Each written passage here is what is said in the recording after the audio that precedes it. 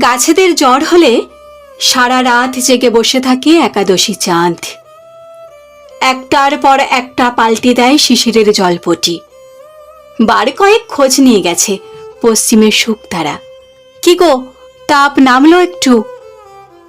পূব আকাশে মেঘের পর্দা সরিয়ে জানালার সারসি দিয়ে উকি দেয় নরম রোদ। চাঁদের চোখ জুড়ে তখনই রাতে জাগা ঘুম।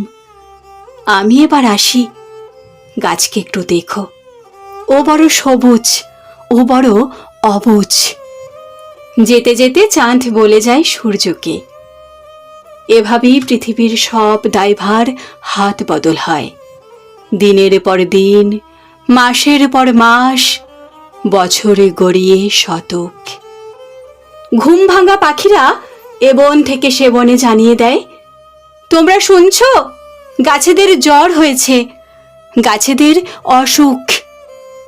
দল বেঁধে ছুটে আসে সব পশুর দল। পাখিরা উড়ে আসে ভিন গা থেকে, আর ছুটে সব প্রজাপতি, কীট, অনামী পতঙ্গ আর জোনাকির দল। ওরা ঘিরে থাকে গাছেদের। ওদের গাছেরা আজ বড় অসুস্থ যে। আস্তে আস্তে তাপ নেমে যায় গাছের সবুজ বাকল থেকে।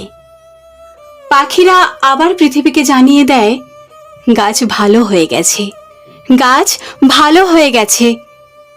আবার গান ফিরে আসে, সুর ফিরে আসে, সুখ ফিরে আসে।